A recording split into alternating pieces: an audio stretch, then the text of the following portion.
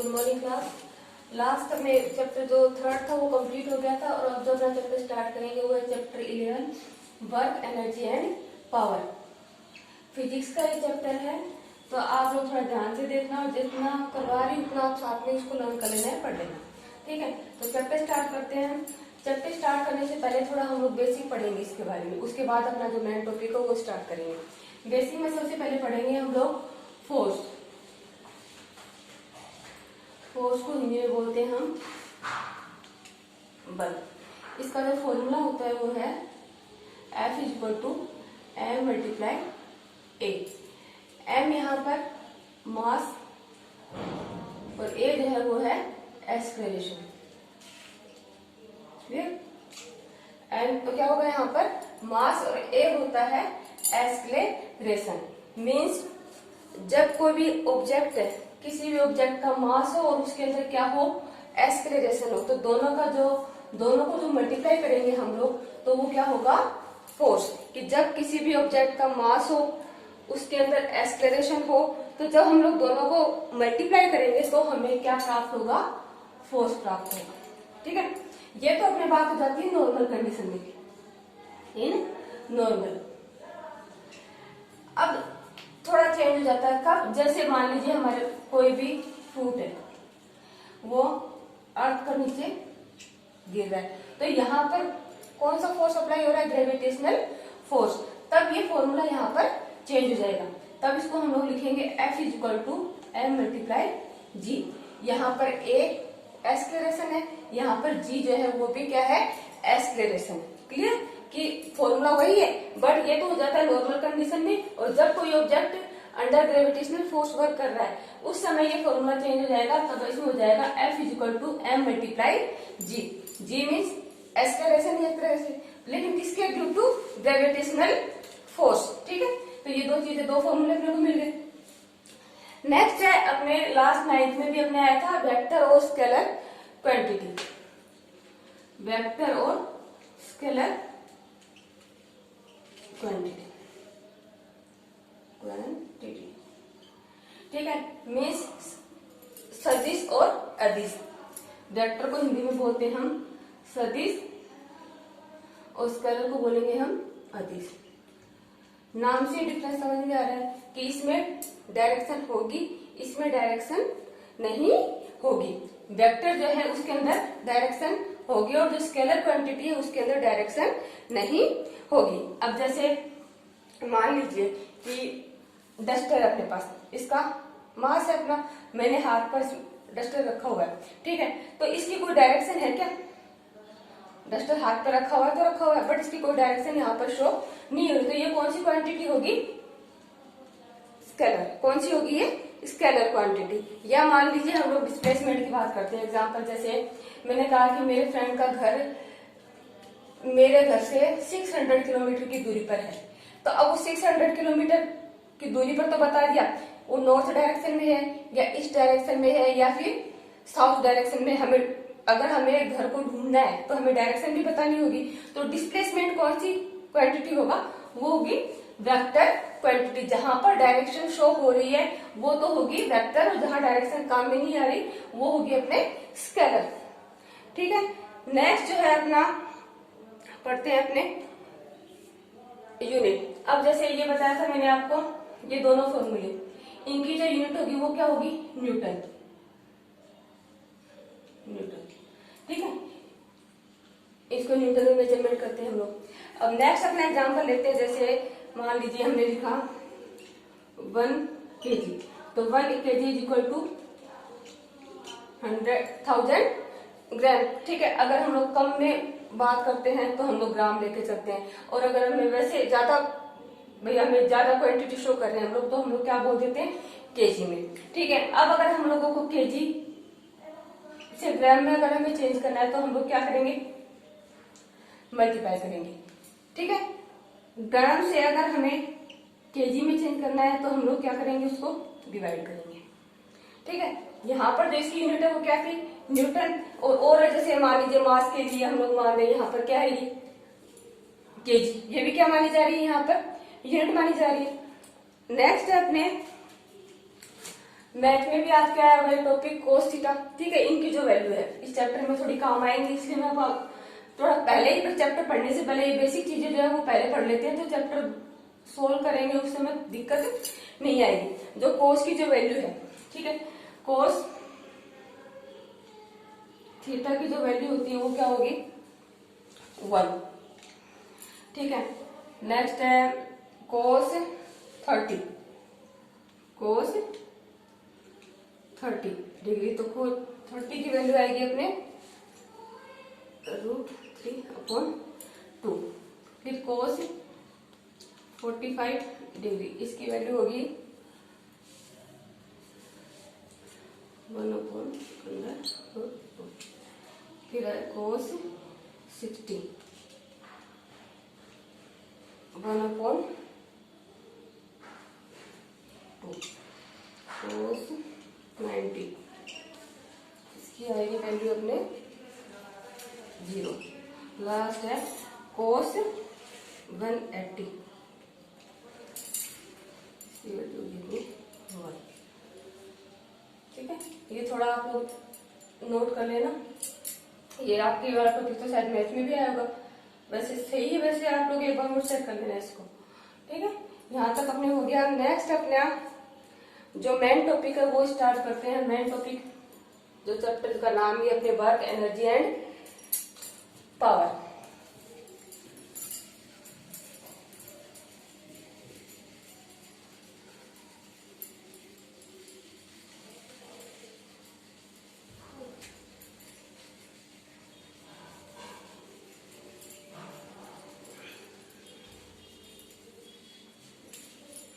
Work, energy and power start करते हैं topic work. Hindi में बोलते हैं अपने इसको कार्य। हिंदी में क्या बोलेंगे इसको कार्य।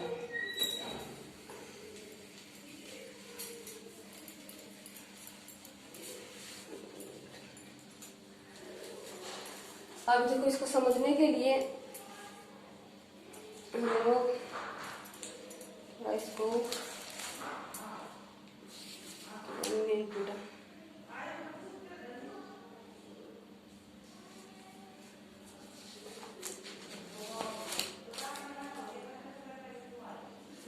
अगर मान लीजिए कोई भी ऑब्जेक्ट है,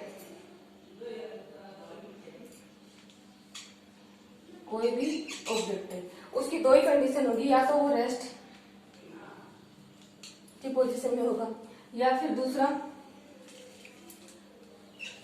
उसमें मूवमेंट हो रहा होगा। वो किस में होगा मोशन की कंडीशन में, कि कोई भी ऑब्जेक्ट जो है वो केवल दो कंडीशन में मिलेगा अपने को, या तो वो मोशन कर रहा है या फिर वो रेस्ट की पोजीशन पर है। अब मान लीजिए कोई भी ऑब्जेक्ट जब रेस्ट की पोजीशन पर है तो हम जब उस पर फोर्स अप्लाई करते हैं, अगर हम लोग उस पर फोर्स अप्लाई करते हैं तो क्या होगा, उसकी जो जगह थी उसमें चेंजमेंट आएगा, कि वो अपनी पोजीशन से हिलेगा। कि कोई भी ऑब्जेक्ट जब रेस्ट की पोजीशन पर है तो क्या हो जाएगा मोशन में आ जाएगा, कि उसके अंदर क्या होगा मोशन में गति।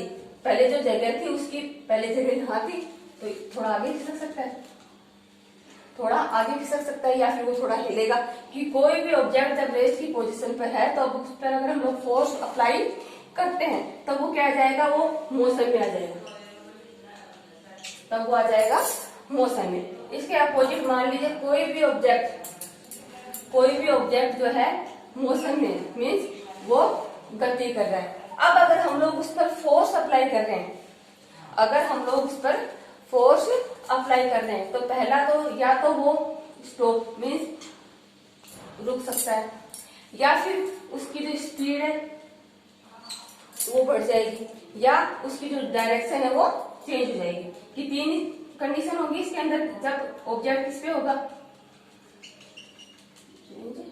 कि कोई भी ऑब्जेक्ट अगर मोशन में है, कोई भी ऑब्जेक्ट अगर मोशन में है, अगर हम लोग उस पर फोर्स अप्लाई कर रहे हैं तो या तो वो रुकेगा, या फिर उसकी स्पीड जो है वो बढ़ जाएगी, या फिर उसकी जो डायरेक्शन जो है वो चेंज हो जाएगी। ठीक है, नेक्स्ट है इसकी डेफिनेशन, कि work is said to be done, force change the rest state of rest of body और change the velocity of a body. तो अगर मान लीजिए वर्क हुआ है, अगर वर्क हुआ है तो इसका मतलब या तो इसकी जो पोजीशन है उसमें चेंजमेंट आएगा, या अगर ऑब्जेक्ट मोशन में है तो उसकी डायरेक्शन चेंज हो जाएगी, या उसकी स्पीड जो है वो चेंज हो जाएगी। ठीक है, अब इसमें इसका जो फॉर्मूला है वो क्या होगा, work is equal to F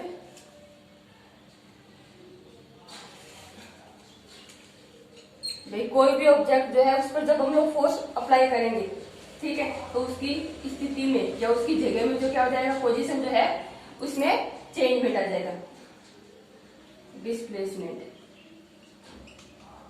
तो work is equal to force multiply displacement. Work को हम लोग शॉर्ट में लिखेंगे W से, फोर्स को लिखेंगे हम लोग F से, और डिस्प्लेसमेंट को लिखेंगे हम लोग S से। ठीक है, ये हमें इसका क्या मिल गया, वर्क का फॉर्मूला, कि वर्क कब माना जाएगा, या भाई जब उस पर फोर्स अप्लाई कर रहे हैं हम लोग तब उसमें क्या हो रहा है, डिस्प्लेसमेंट हो रहा है, तभी इसमें क्या माना जाएगा कि हम कह सकते हैं कि वर्क हो रहा है। अगर डिस्प्लेसमेंट नहीं है तो क्या हम लोग बोल सकते हैं कि वर्क होगा, तब उस कंडीशन में हम लोग इसको वर्क नहीं मान सकते। ठीक है, ये तो हो गया अपना नॉर्मल कंडीशन के लिए, कि मान लीजिए ऑब्जेक्ट है हमारे पास, उस पर फोर्स अप्लाई कर रहे हैं और वो सेम ही डायरेक्शन में मूव कर रहा है, इस साइड से हमने फोर्स लगाया और वो उसी सेम डायरेक्शन में उसमें क्या आ रहा है, मूवमेंट हो रहा है या उसमें मोशन हो रहा है, तब अपने ये फॉर्मूला काम में आ जाएगा, W is equal to F multiply S, कि जब फोर्स और डिस्प्लेसमेंट दोनों एक ही डायरेक्शन में हो तब अपने ये फॉर्मूला काम में आएगा, कि जब फोर्स और डिस्प्लेसमेंट दोनों एक ही डायरेक्शन में हो। अब वर्क जो है वो कौन सी क्वांटिटी है, स्केलर है या फिर वेक्टर है। अब ये बताइए, वर्क अगर वर्क की अगर हम लोग बात करते हैं तो इसमें कोई डायरेक्शन है क्या, वर्क कहीं पर भी हो रहा है तो उसमें हम लोग पर्टिकुलर डायरेक्शन शो नहीं कर सकते, तो ये कौन सी क्वांटिटी होगा, ये जो कौन सी क्वांटिटी मानी जाएगी, स्केलर। कौन सी है ये, scalar quantity, scalar quantity. Force जब फोर्स अप्लाई कर रहे हैं हम लोग तो किसी पर्टिकुलर डायरेक्शन में ही होगा, ठीक है, तो ये कौन सा होगा, कौन सी क्वांटिटी होगी, वेक्टर। डिस्प्लेसमेंट, इसमें भी डायरेक्शन शो होगी, कि मान लीजिए ये डस्टर है, डस्टर को हमने थोड़ा सा पुश किया तो ये क्या हुआ, इसके अंदर डिस्प्लेसमेंट हुआ, तो इसमें डायरेक्शन शो हो रही है। मान लीजिए मैंने इस डायरेक्शन में दिया तो हम लोग इस डायरेक्शन का इसमें एग्जांपल दे सकते हैं, तो दोनों ही कौन सी क्वांटिटी है, ये वेक्टर, वेक्टर। ठीक है, तो हम लोग ये भी कह सकते हैं कि अगर दो वेक्टर क्वांटिटी है तो दोनों को ही अगर हम लोग मल्टीप्लाई करते हैं तो हमें कौन सी क्वांटिटी मिल रही है, स्केलर। कि दो वेक्टर क्वांटिटी को जब हम लोग मल्टीप्लाई कर रहे हैं तो हमें कौन सी क्वांटिटी मिल रही है, सॉरी, दो वेक्टर क्वांटिटी को जब हम लोग मल्टीप्लाई कर रहे हैं तो हमें कौन सी क्वांटिटी मिलेगी, स्केलर क्वांटिटी। नेक्स्ट है अपने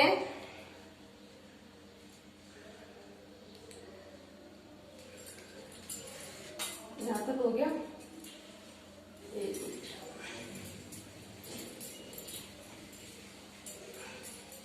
जितना आप लोगों को मैं बता रही हूँ आप लोग उतना देखते हैं ना, जितना ये कि बुक पढ़ने पूरी बैठोगे तो आप लोगों को कुछ समझ में नहीं आएगा, जितना आपको क्लास में करवाया जा रहा है आपको केवल उस पर ही ध्यान देना है, ठीक है। फालतू जो बुक में टॉपिक दी हुई उनकी साइड ध्यान मत देना, भी एक्स्ट्रा भी चीजें दी हुई है तो कुछ काम की भी दी हुई है, तो जितना मैं आप लोगों को क्लास में करवा रही हूँ आप लोगों को सिर्फ उतना ही ध्यान में दे देना। जितने आज मैंने फॉर्मूले लिखाई धीरे धीरे आपके चैप्टर में काम में आएंगे तो इनको ध्यान देना। नेक्स्ट है अपने कि जैसे मैंने पहले बताया आपको कि फोर्स और डिस्प्लेसमेंट दोनों एक ही डायरेक्शन में है तब हम लोग लिखेंगे इसको W is equal to F multiply S। ठीक है, कब, जब दोनों एक ही डायरेक्शन में होंगे तब तो इसको लिखेंगे हम W is equal to F multiply S। मान लीजिए अगर सेम ही डायरेक्शन में नहीं है, जैसे मान लीजिए ये कोई अपने पास ऑब्जेक्ट है, ये कोई ऑब्जेक्ट है, हमने फोर्स पर यहां से अप्लाई किया, फोर्स हमने यहां से इस पर अप्लाई किया, ये क्या हो गया फोर्स। ऑब्जेक्ट जो है वो डिस्प्लेस हो रहा है इस ओर, मीन्स मूव कर रहा है इस साइड, फोर्स यहां से अप्लाई हुआ वो मूव कर रहा है इस साइड दूसरी ओर, या फिर फोर्स हमने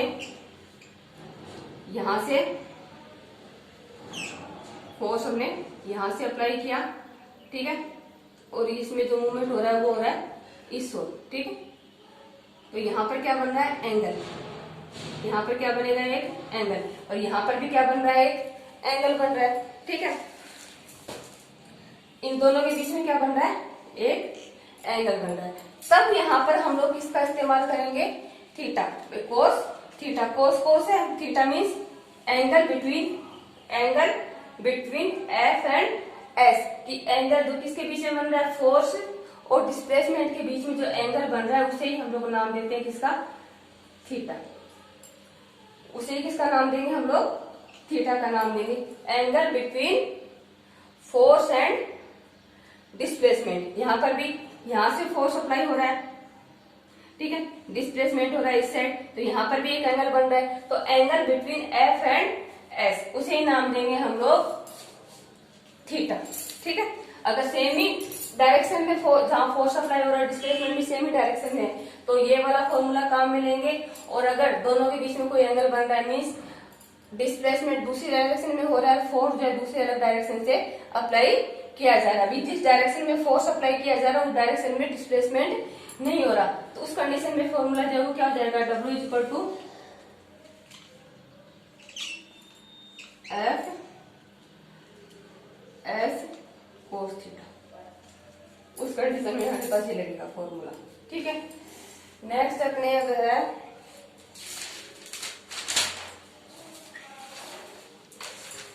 तो ये ध्यान में रखना है आपको कि सेम डायरेक्शन में तो ये फॉर्मूला, और अगर अपोजिट डायरेक्शन में होगा तो अपने हो जाएगा ये वाला फॉर्मूला। यस, नेक्स्ट टॉपिक है वो कि वर्क, कि W इज इक्वल टू 0 जो कब होगा, W इज इक्वल टू 0 कब होगा। अपने जो फॉर्मूला था वो है अपना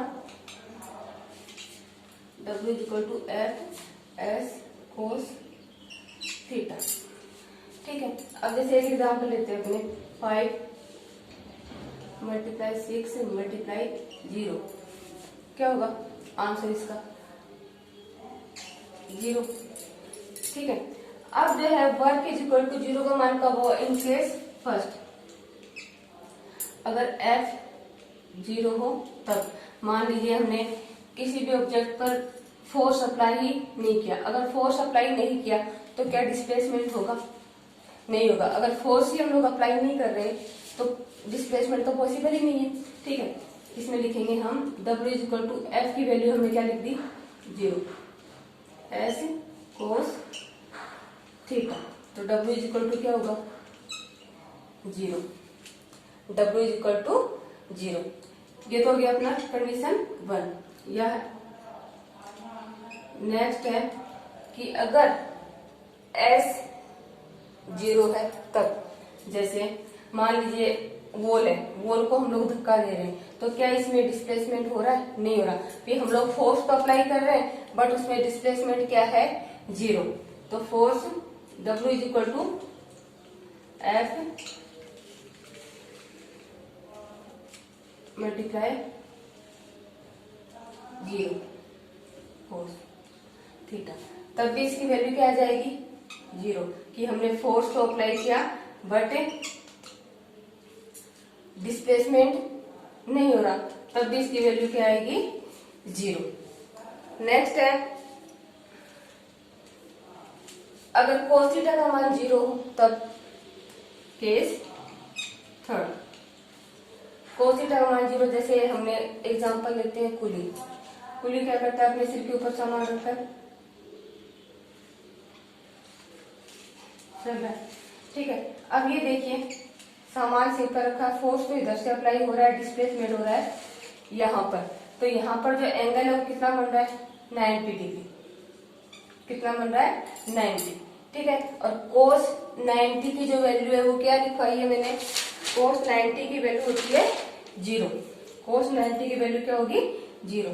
तो W is equal to F S cos theta की वैल्यू क्या है अपने पास, cos लिख देती हूँ मैं यहाँ पे 90 डिग्री। इसकी वैल्यू क्या है, इसकी वैल्यू है अपने 0। तब भी क्या होगा, वर्क इज इक्वल टू 0। कि कई बार एग्जाम में क्वेश्चन पूछा जाता है कि वर्क 0 कब होगा। तो वर्क 0 पहले तो कब होगा कि हम लोग फोर्स ही अप्लाई नहीं कर रहे, फोर्स अप्लाई नहीं कर रहे तो डिस्प्लेसमेंट नहीं होगा, और डिस्प्लेसमेंट नहीं होगा तो हम लोग वर्क मार ही नहीं सकते। नेक्स्ट है कि अगर S0 मीन्स वर्क हमने अप्लाई किया पर डिस्प्लेसमेंट नहीं हो रहा, तो उस कंडीशन में भी वर्क क्या होगा, 0। थर्ड जो है कि cos 90 जहां बन रहा है, cos 90 जहां बन रहा है, जैसे ये पुली का एग्जाम्पल लिया कि यहाँ पर उसने क्या रखा, वेट रखा हुआ है, मूवमेंट हो रहा है इस साइड, और दोनों के बीच में जो एंगल बन रहा है वो बन रहा है 90। तो यहाँ पर cos 90 की वैल्यू क्या है, 0। तब भी क्या हो जाएगा, W is equal to 0। Next है